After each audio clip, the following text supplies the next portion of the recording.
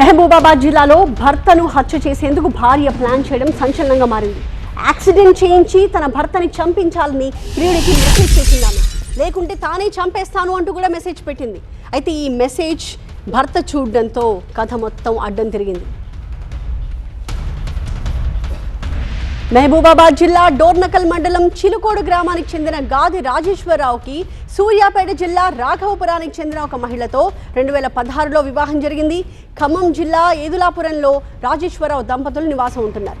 అయితే మరొక వ్యక్తితో సన్నిహితంగా భార్య ఉండడాన్ని గమనించాడు భర్త రాజేశ్వరరావు.